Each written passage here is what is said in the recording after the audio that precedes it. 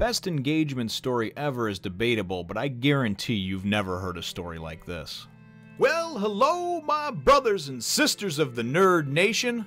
I, as always, am Jim, and I'm here to bring you today the first ever, I guess you would say, standalone video that is going to be for the StoryTime series. And this one is, in particular, a special one because today, Valentine's Day, actually marks the 15th anniversary of the day that I proposed to my wife, Carrie, the day that I asked her to marry me. And the story that follows is really all about just the engagement and how everything was handled. And she's actually going to say a few words in between over here and give her perspective and opinion on it. But ultimately, I think it's a very fun one, and hopefully this will go over well. I initially started telling these stories just to kind of make the unboxing videos a little bit less boring, because although it's neat to see other people open shit up, I kind of thought, well, I need to add something in there to make people want to watch that, right? So why not tell a story about my goofy life, So anyway, 15 years ago today,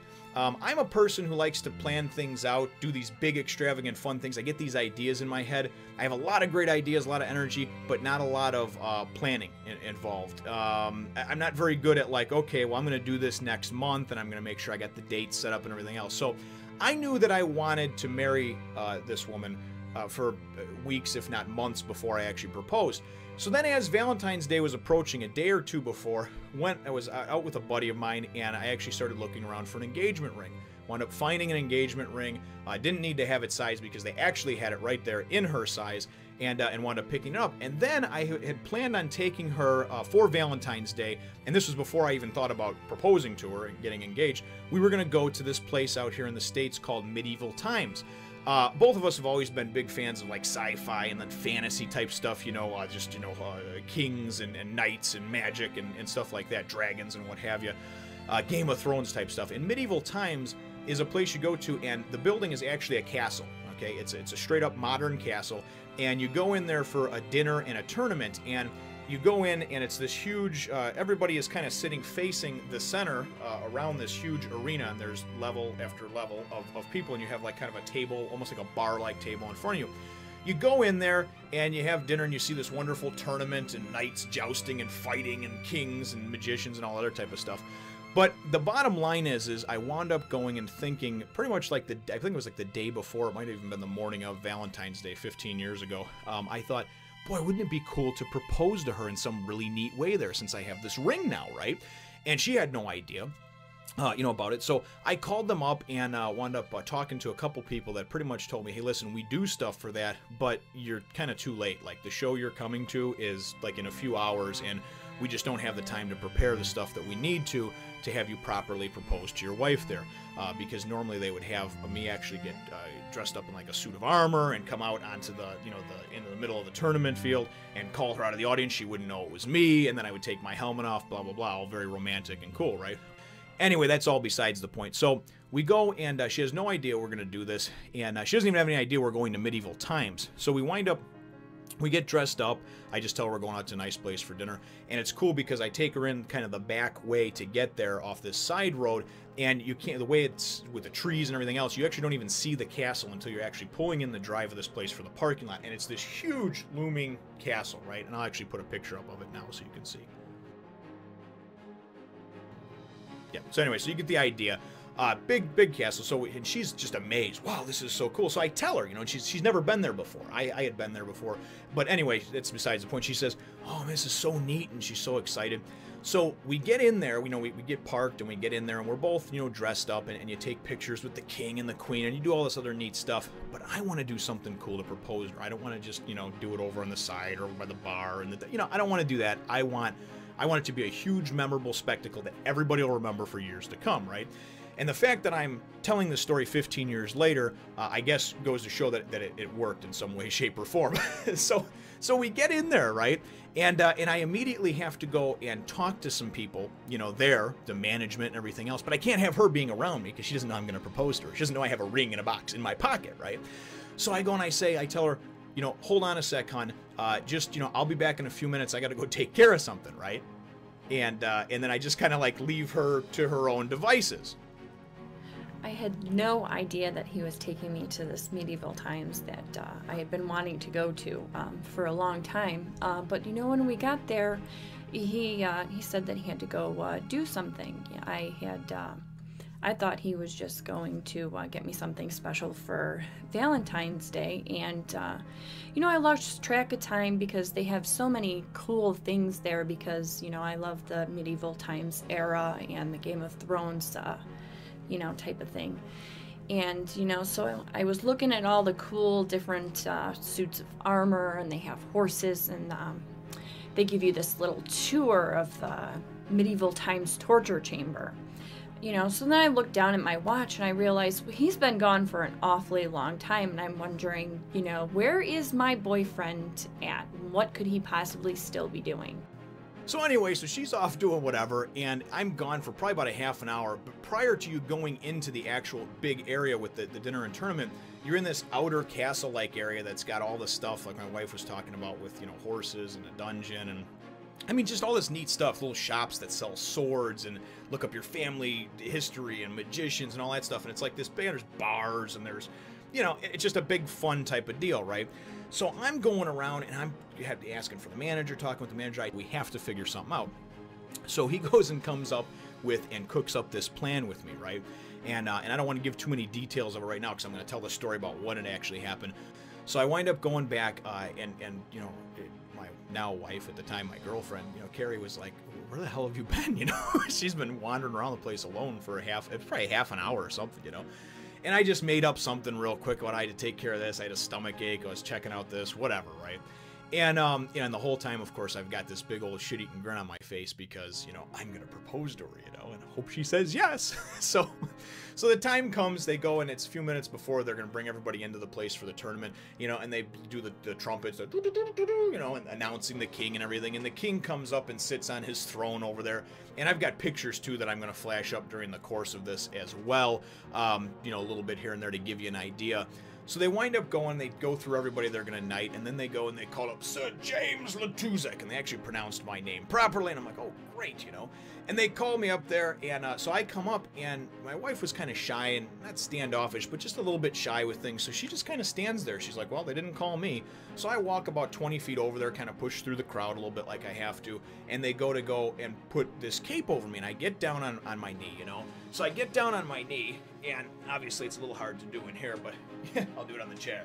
So I get down on one knee, and I've got the ring. I'm fishing it out of my pocket, and it's in its box and everything. And I've got this cape draped over me, you know.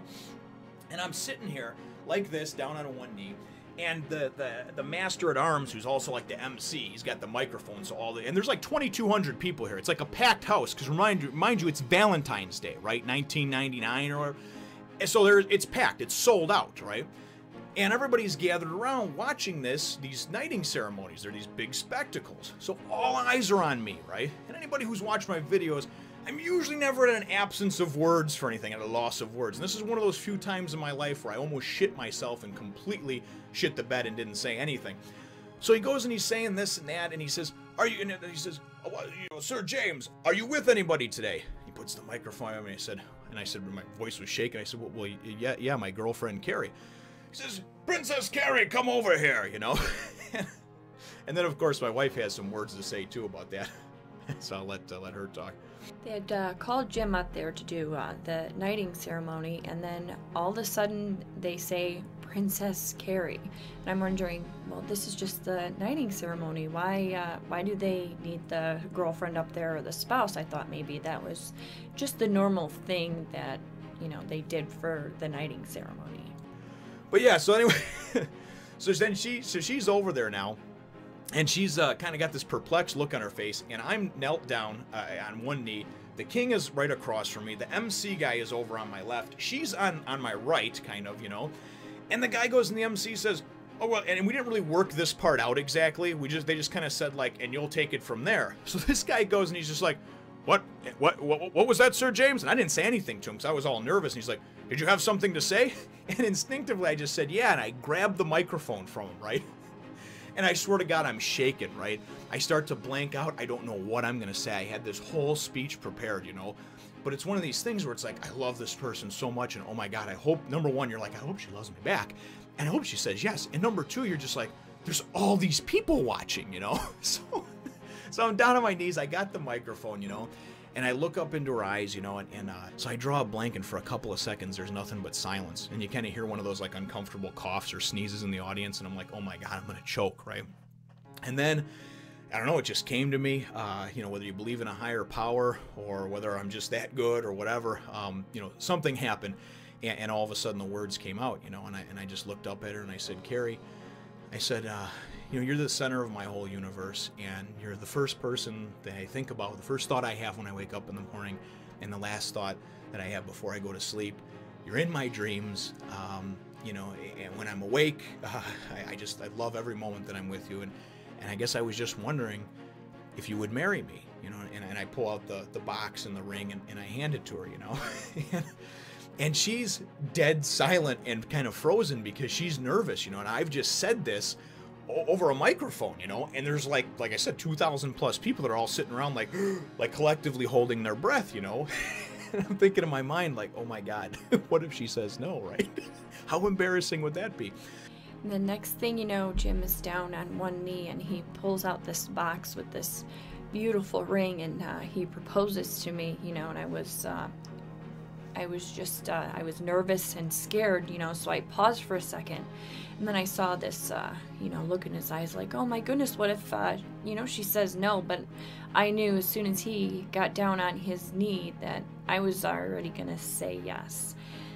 So all these thoughts are racing through my mind, and it seemed like forever. It was probably only a few seconds, and then finally she goes, and the MC guy grabs the microphone back from me and said, you know, it's Princess Carrie or something like that, and puts the microphone to her, and she just, tears are running down her face, and she just gets a big old smile, and she just says yes, you know, and it was like, it was just the most awesome, empowering thing ever, you know, because then I was able to go and get up and kind of throw the cape off of me, you know, pull her up into my arms, you know, kiss. They took pictures of us and everything like that, like I said, which we're going to show. And just a fun experience overall, and kind of crazy too. I mean, when you think about it, but man, was I scared, I tell you. I was shitting bricks the whole time. So here's the progression of that whole couple of minutes, which seemed like an eternity for me. Just me asking her kind of freezing up and then answering, and then really ultimately just everything coming together in a really neat, fun, magical way that I don't know anybody's ever done like that before. But as we're waiting to then go in afterwards, and I'm like, my heart's still just beating, and I got people coming up congratulating us, you know, people hugging me, women coming up and hugging my wife, you know, women crying because they thought it was so, you know, I guess so sweet or whatever, right? And but I never forget, this guy comes up to me, he looked kind of like a biker type of guy, you know, Sons of Anarchy, big type of beard, you know, hair pulled back in a ponytail, dressed nice for the occasion, but still looked like he probably rode a Harley here with his girlfriend or his wife. And he comes up to me and he says, he goes, man, I tell you, he goes, I got to give you props. You got balls, brother. And I was like, what? Excuse me? And he goes, you know what? I got to buy you and your fiance a drink over here. And I said, well, no, that's okay. I appreciate it. You know, and he said, but that's all right. You know, and he says, no, man. He goes, I'm telling you, he goes, I proposed to my wife about 8 years ago. I did it at a bar, and there was a couple hundred people there, but most of them were people that we knew because I knew the owner and everything else. And, you know, I kind of got up in front of everybody and asked her. He goes, and I almost choked. He goes, but what you just did, he goes, you don't know any of these people. He goes, that took some balls, man. He goes, and and he goes, going like this. He's going, it just took some balls, man. He goes, so I got to buy you a drink, you know. He goes, because I thought that what I did was good. He goes, but when my wife saw that, she started crying, you know. And I guess she was like, yeah, you should have done something like that. And I'm like, oh, God. You know, there's me ruining marriages for 15 years. You know, and then afterwards we're sitting down, you know, having our meal and watching the tournament. And they bring us a bottle of their best champagne and these absolutely gorgeous champagne glasses that we, you know, drink our champagne from with our meal. And there are these beautiful pewter glasses here, and then when you put them together, they make a heart. You know, so nonetheless, Valentine's Day is very special to me. told the man of my dreams, and the father of my children, hopefully, soon to be, that I would marry him. But it's a special day for me. We've taken our kids actually there several times since then because it's a neat thing. It's a neat story, to obviously tell them about, how we, went there and how I proposed to her. She wasn't expecting it at all. And then afterwards it was neat because they take us down. And part of that package I was talking about, we got to sit like VIPs. We got to go in before everybody else into the tournament area. They put us down in the front row. We got a bottle of champagne. She got her rose. We got pictures with, all the knights and kings and stuff like that. But overall, just a very cool thing and a story that I thought would be a good one to tell. And I guess my story time question is do you really like these? Should I keep doing these type of stories? And as I said, leave in the comments down below if you like these sort of things. Feel free to hit the thumbs up. Subscribe if you haven't done so already. And we'll look forward to catching you in the next one, Nation. And happy Valentine's Day to all of you out there, but especially the ladies. And here's a picture of all of us on our most recent trip there. We have been taking my wife now for the last few years on Mother's Day to kind of commemorate the occasion, and everybody just loves the place, so